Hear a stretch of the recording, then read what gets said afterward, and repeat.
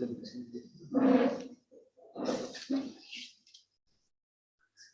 shalom. Terima kasih atas kesaksian lagu pujian.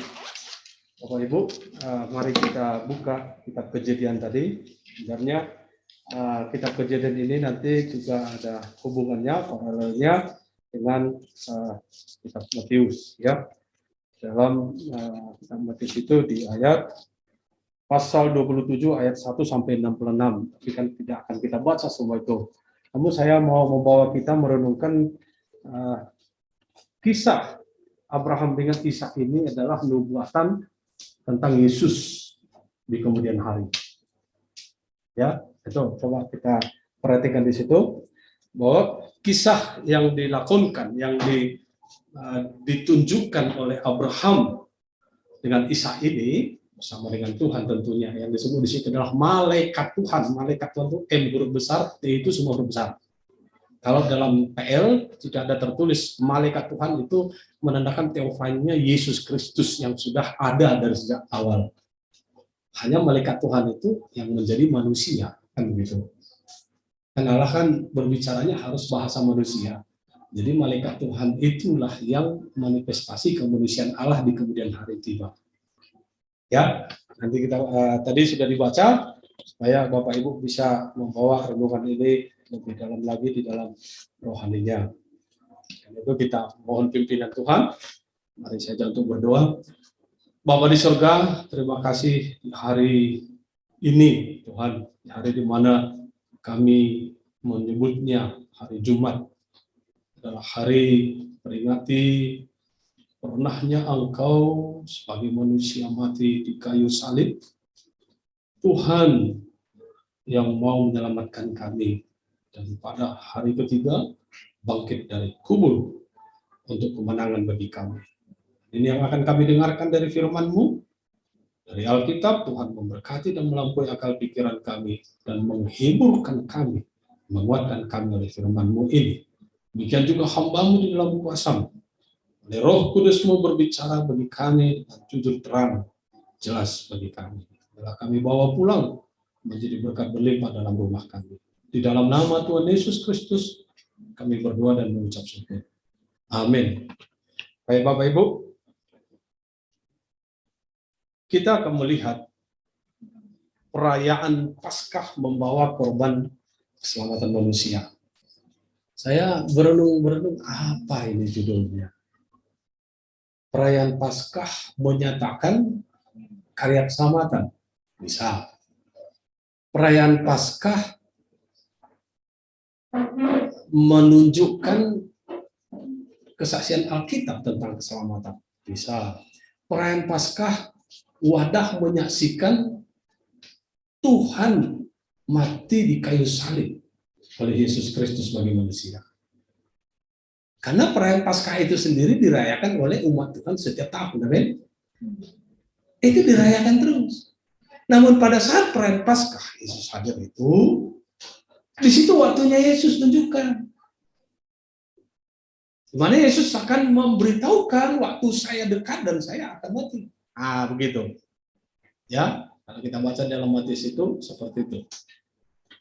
Sehingga saya berpikir berarti ini setiap perayaan Paskah itu adalah suatu persekutuan atau ibadah menyaksikan karya Kristus sudah terjadi, yaitu Tuhan Yesus mati di kayu salib untuk manusia. Penting? Ya penting. Kalau nggak penting, kita ragu keselamatan kita, benar? Karena untuk itu kita hadir dan seluruh dunia merayakannya. Berarti mereka merayakan karena pernah Tuhan Yesus dari surga datang ke dunia dan mati untuk manusia. Bisa panjang lebar kita akan diskusi tentang hal itu Bapak Ibu, tapi saya percaya dengan sering sudah mendengar firman Tuhan pasti tahu kisah-kisah bagaimana sebenarnya makna atau proses karya keselamatan itu sudah terjadi. Namun yang saya fokuskan peristiwa yang dilakukan oleh Abraham dengan Ishak itu.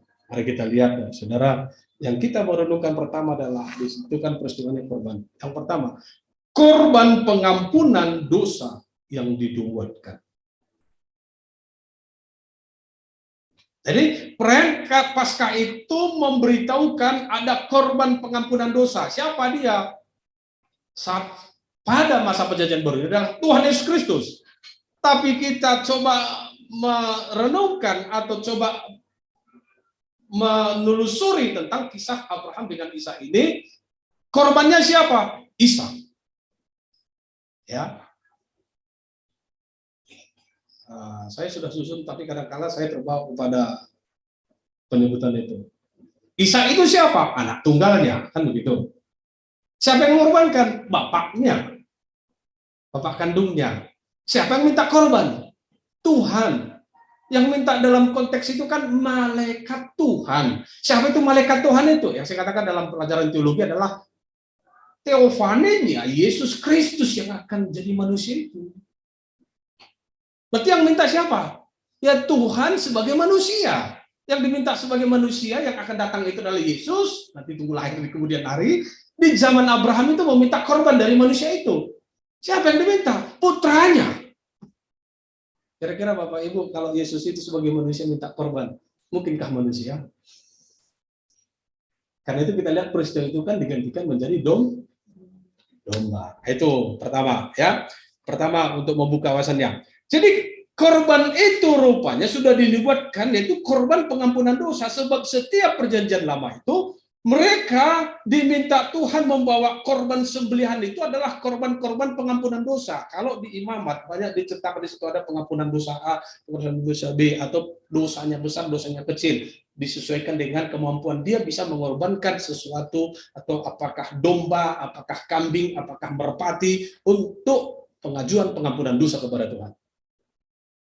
Ya, kalau Bapak Ibu baca di imamat itu sangat jelas sekali itu. Kadang-kala Bapak Saudara ilustrasinya di mana? Ini Bapak Ibu di sini yang punya orang tua, bersyukur sekali. Tapi kan tidak banyak melakukan kesalahan kan? Sudah berpisah dari orang tua. Tapi kalau anak yang sudah berkeluarga masih dekat dengan orang tuanya, maka ada masa di mana kesempatannya untuk minta maaf. Kapan kira-kira? Jangan lama-lama sebelum menunggu tahun baru, benar? Kan biasanya tahun baru kan? Tahun baru datang si anak ini, maafkanlah saya segala dosa saya selama ini. Bayangin bagaimana orang tuanya mengingat yang mau dimaafkan. Mulai dari zaman Januari sampai Desember kan. Kenapa harus tunggu begitu? Itu tradisi. Apa yang dibawa? Biasanya hanya salam-salam. Harusnya salamnya bentuk dengan amplop kan?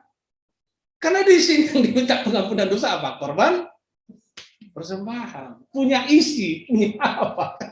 Karena itu sering sekali anak itu sadar, aduh kita mungkin ada kesalahan orang tua, kita mau minta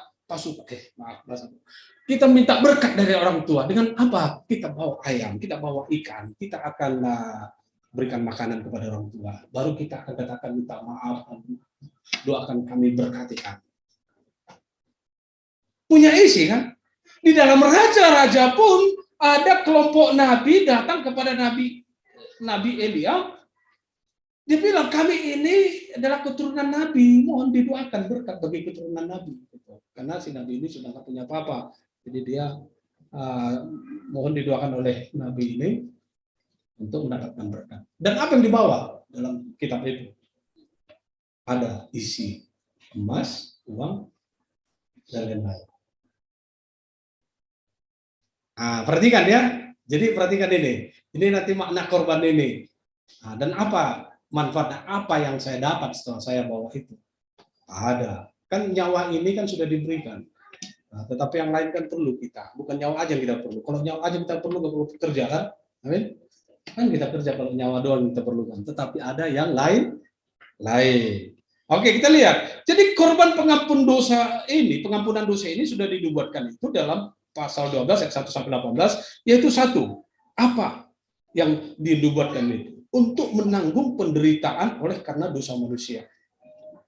Jadi korban yang akan menjadikan wadah ataupun alat supaya ketok palu pengampunan dosanya itu terjadi oleh Tuhan, tetapi korban itu sendiri harus menderita. Bukan korban yang tidak menderita. Apa sih bisa disamakan dengan kalau saya misalnya memberikan sesuatu dan sesuatu itu misalnya uang. Uang itu kan tidak menderita kan, tapi yang menderita yang membeli uang kan. Aduh habis uangku, sudah aku kasih korban. Namanya korban kan pasti akibatnya penderitaan, benar? Tidak ada pengorbanan membuat kita hore, pasti penderitaan. Nah, ini si korban yang dinubuatkan ini, si korban itu sendiri menderita gitu. Untuk kepentingan siapa? Yang mengorbankan, siapa yang mengorbankan? Ya Abraham yang menikmati, Abraham yang akan menerima akibat daripada dia berkorban, tapi dikorbankan itu menderita. Dan Abraham pun sebenarnya menderita, tetapi di balik itu dia mendapatkan berkat Tuhan. Oke?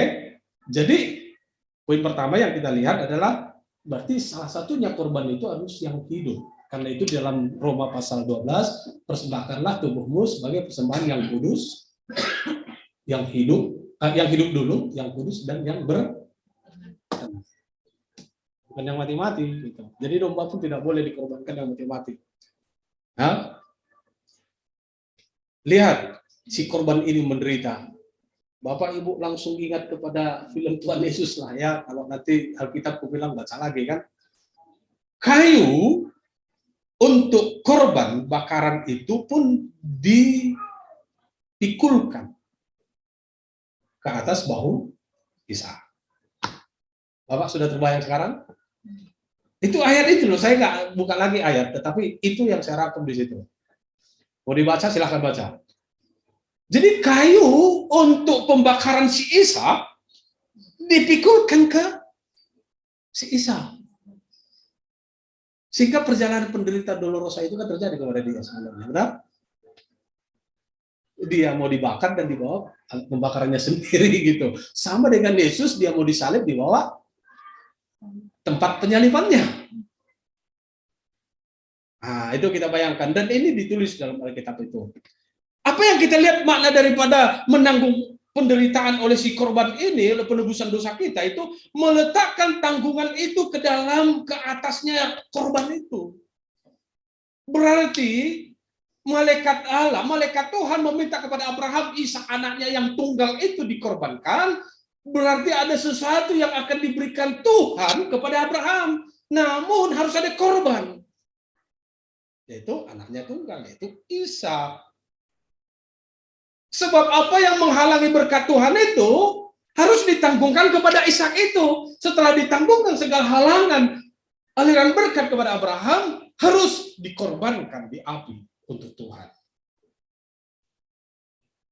Oke, sudah nangkap ya? Ditanggung segala sesuatu halangan itu. Kemudian si korban itu mengambil nyawa dari anaknya. Ya, si korban itu. Jadi sebenarnya kalau saya bilang dalam zaman Abraham kan manusia, Ishak manusia. Abraham tidak bisa mengambil nyawa manusia sebab nyawa bukan dari manusia. Oke? Kisahnya kan begitu. Akhirnya kan Ishak tidak mati kan begitu. Tetapi tidak pantas manusia mengambil nyawa manusia. Kenapa Yesus mati di kayu salib? Apakah dia mau matikan diri sendiri? Sebagai Allah dia mau matikan dirinya sendiri. Tetapi sebagai manusia dia harus dijadikan di sana. Siapa sih tidak mati di salib begitu? Dan siapa yang berkuasa mengambil nyawa yang ada di salib itu sebagai manusia? Si pencipta.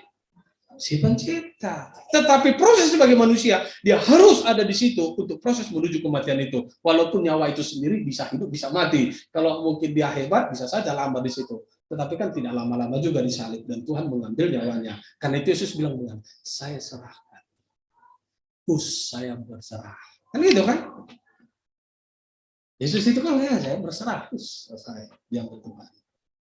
Apa yang menjadi milik daging. Apa juga yang menjadi milik Allah di daging itu diambilnya karena dia adalah sebagai manusia. Tapi bayangin dolorosa yang sudah dialami itu kan penderitaan dalam jasmani sudah dialami. Demikian juga Ishak. Namun saya katakan kenapa pada zaman Abraham itu memang tidak bisa. Kebayang bagaimana manusia bisa membunuh? Saya tidak bisa membunuh siapapun dengan cara saya, dengan maksud saya, dengan gaya saya kalau Tuhan tidak tuju. Kalau Tuhan tidak izinkan dia mati, benar? Tidak bisa karena saya bukan yang memberi nyawa itu. Tapi kalau memang ada pembunuhan terus mati, berarti sudah seizin Tuhan kan gitu kan? Nah, ada kalanya kadang-kala kita lihat bencana-bencana begitu, ada yang masih hidup dalam tengah-tengah bencana. Kenapa bisa hidup? Kenapa yang lain bisa mati? Itu maksudnya kembali kepada nyawa itu milik Allah. Jadi pada proses di mana Abraham itu sungguh tidak bisa mengambil nyawa manusia. Namun yang kita lihat di sini, Bapak Saudara, Tuhan punya maksud untuk Abraham dan untuk kita yang mendengar firman Tuhan. Tapi nanti kita lihat. Yang berikutnya kita lihat, si korban itu meletakkan penderitaan dan kematiannya kepada anaknya. Ya. Apa maksud Tuhan terhadap Abraham ini? Dan Tuhan mau meletakkan penderitaan Abraham ini terhadap si anaknya itu. Supaya penderitaan itu terbawa oleh anaknya di dalam kematian, kan begitu. Bapak Ibu, kalau kita membaca dalam arti maksud korban dalam imamat itu, jadi arti maksud korban itu adalah mengambil semua kesalahan, penderitaan, ataupun tekanan dalam hidup kita secara rohani, bahkan juga dengan iman yang kemanusiaan pun bisa kita bayangkan penderitaan jasmani saya itu sudahlah terjadilah di binatang itu. Ibarat begini, ini saya kasih tahu. Kalau di kampung kan begini, misalnya anaknya jatuh begitu kan, klang gitu di kayu ini. Kesinilah, semua sakitmu, gitu, benar kan? Kemudian ada yang dukun kadang-kala di dukun ya, didoain dengan doanya sendiri, kemudian, kesini pindah penyakitmu, kan gitu kan? Tahu nggak? Itu semua praktek-praktek hukum Taurat yang dilakukan oleh manusia. Jadi Tuhan ini mau memberkati Abraham ini menjadi bapa seluruh bangsa, seluruh dunia bahkan ya. Menuju ke sana dia harus menerima penderitaan itu. Namun penderitaan itu tidak akan membawa dia menjadi bapa yang besar itu. Jadi bagaimana caranya? Maka Tuhan meminta putranya itu untuk membawa penderitaan itu menuju menjadi bapa yang besar itu. Kira-kira lengkap? Tapi kan akhirnya Tuhan tidak menyetujui kan? Sebab apa? Bukan manusia maksudnya. Kalau manusia mengorbankan korbannya apa? Domba. Kan domba jadinya kan? Tapi maknanya ke situ. Maknanya adalah mengambil segala penderitaan manusia yang mengalir berkat Tuhan itu dimasukkan di dalam korban persembahan itu. Kalau menangkap, amin. Benar? Amin? Ya, ini sudah sangat sederhana ya. Nah, itu ya. Kemudian menyertainya sampai kepada tempat penderitaan dan kematian. Jadi Abraham dan Ishak ini kan sama-sama sampai dengan pengorbanan itu. Kalau kita lihat pun Tuhan sama-sama sampai dengan salib. Oke, nanti kita perpanjang itu. Itu yang pertama, itu menanggung penderitaan oleh karena dosa kita. Dosa daripada Abraham atau dosa apapun pada zaman Abraham itu. Yang kedua, menyediakan korban sesungguhnya dari surga yang berupa manusia, yaitu Tuhan Yesus Kristus. Jadi kalau maknanya kenapa tidak jadi dikorbankan Ishak, ini kayak main-main, tidak sebenarnya. Memang ini adalah nubuatan akan terjadi pengorbanan seperti yang dilakukan oleh Abraham ini. Tapi di stop sampai dengan tidak boleh manusia yang bukan dari surga. Ishak itu bukan manusia dari surga. Ishak itu hasil perbuatan daripada Abraham dan siapa? Sarah kan?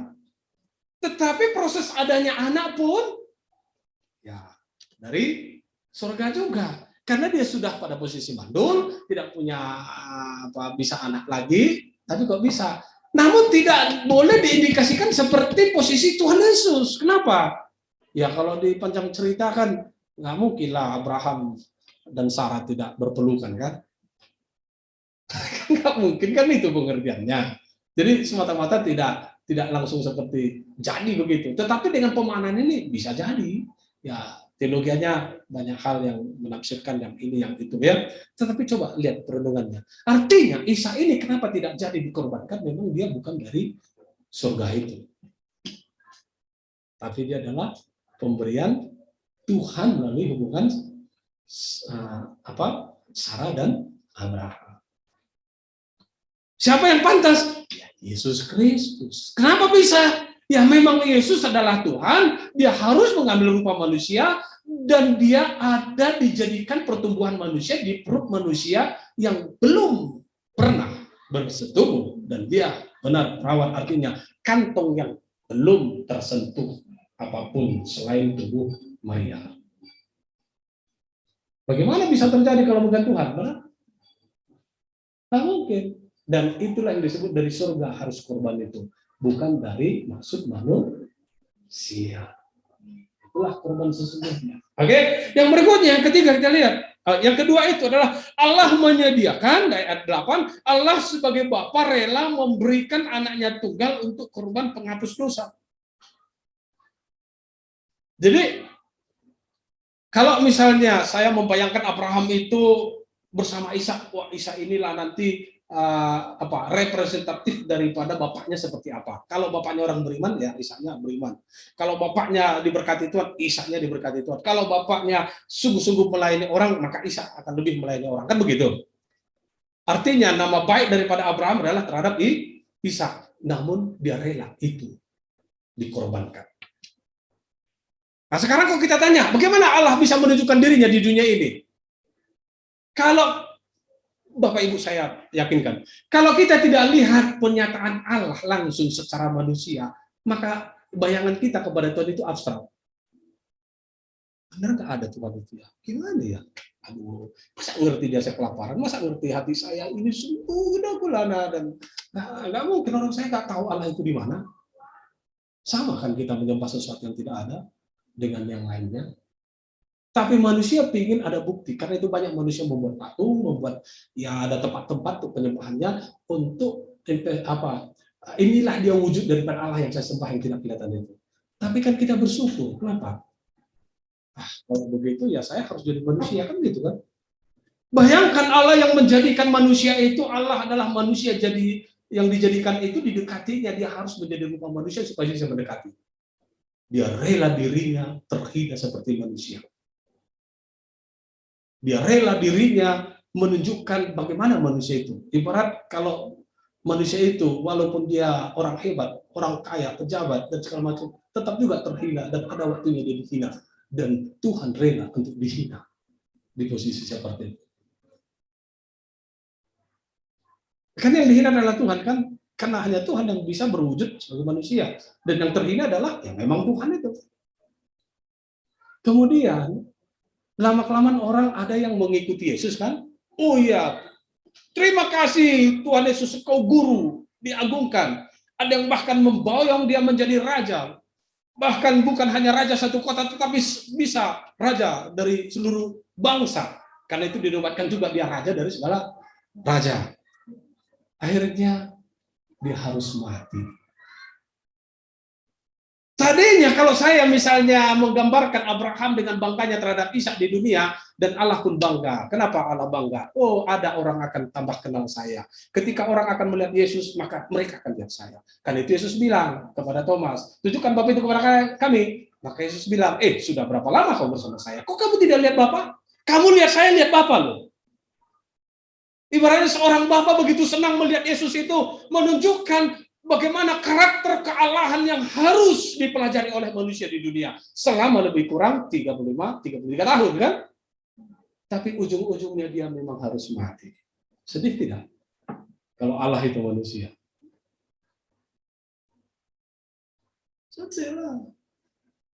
Bagaimana lagi orang lihat nanti praktek-praktek yang Allah maksudkan di dunia ini? Nggak bisa dilihat lagi sebab apa? Yesus mati nanti di sana. Ya kalau saya pun berpikir begitu, aduh betapa bangkanya anak saya tiba-tiba. Betapa sedih kan? Kalau kita membayangkan kenapa disebut betapa hebatnya Allah itu mengorbankan putranya adalah implementasi daripada Allah yang sesungguhnya itu di dunia hadir, namun sudah harus berhenti karena memang harus dia hentikan kegiatannya di dunia hanya demi mati di kayu salib untuk membawa penderitaan manusia. Alasannya di dunia hidup untuk mati. Namun manusia menginginkan, janganlah mati Yesus, kami mau bikin guru. Sebab apa? Kalau kami sampai dengan ratusan ribu, bahkan jutaan, Tuhan sanggup memberi kami makan. Sebab 5.000 aja bisa makan. Tapi kalau engkau tidak ada, bagaimana kami akan cari makan? Bagaimana akan kami hidup damai? Bagaimana orang sakit akan sembuh? Bagaimana orang... Ya, kalau pada saat corona ini mungkin datang dia, wah, sangat laku, benar? Tapi di tengah-tengah banyak manusia sudah melihat bagaimana baiknya Tuhan itu di dalam Yesus, atau Yesus Tuhan itu, Allah harus mengambil dia dan mematikannya di kayu salib.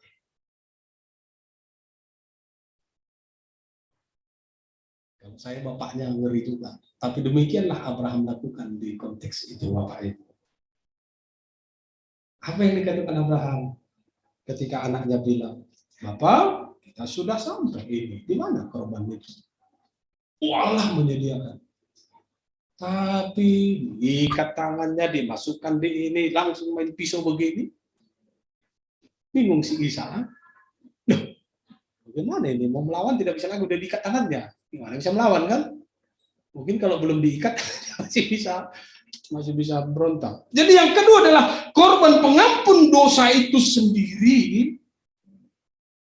Ya, dia tunjukkan bahwa dia rela di situ.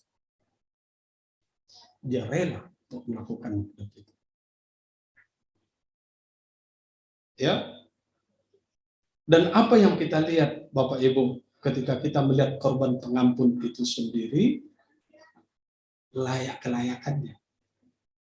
Atau saya sendiri layak nggak menjadi korban persembahan bagi Tuhan? Kan begitu. Ya. Kalau dilihat dari pribadi ataupun Ishak itu sendiri adalah di dalam naungan bapaknya pasti layak. Karena posisinya belum dewasa begitu ya, ini umur berapa? Dia layak. Nah, kalau dari Tuhan korban itu kan layak juga. Nah, itu Yesus itu. Namun uniknya dalam ayat Alkitab ini disebut begini, yang berbicara itu malaikat Tuhan, yang berbicara kepada manusia, meminta korban manusia. Dan kalau saya kebayang difilmkan, berarti malaikat Tuhan itu bilang begini nanti, supaya kamu tahu nanti saya akan begini. Ya kan? Kan malaikat itu berbicara, ini malaikat Tuhan ya, supaya kamu tahu Abraham, korban keselamatan bagi dunia itu nanti aku begitu, aku ceritain sekarang. Yang sebenarnya korban yang nanti si anak itu adalah anak Allah itu malaikat Tuhan itu. Yang berbicara itu adalah yang korbannya. Kemudian bagaimana kelayakan daripada mengorbankan itu? Kelayakan untuk memberi korban. Orang yang layak membawa korban kepada Tuhan itu adalah orang yang takut akan Allah. Mana ayat yang berbicara di situ? Lalu Abraham mengambil kayu, ya, terus lalu berkatalah Ishak kepada Abraham tentang korban itu. Maka Abraham mengatakan Allah menyediakan anak domba dikatakan, bukan manusia. Sampailah mereka ke tempat itu yang dikatakan Allah kepadanya. Lalu Abraham mendirikan mezbah di situ, disusunnya kayu, diikatnya Ishak anaknya itu dan diletakkan di mezbah itu di kayu api. Sesudah itu Abraham mengulurkan tangannya lalu mengambil pisau untuk menyembelih anaknya. Tetapi berserulah malaikat Tuhan. Ini adalah teofani yang akan seperti Ishak alami ya, dari langit kepadanya. Abraham, Abraham, sahutnya, ya Tuhan. Lalu ia berfirman, jangan bunuh anak itu dan jangan kau apa-apakan dia. Sebab telah ku ketahui sekarang bahwa engkau, apa dikatakan, takut akan Allah. Kalau ekstrimnya di dalam pelayanan kehidupan kita di gereja, Bapak Ibu, kalau ada di sini yang tidak mau berkorban untuk Tuhan,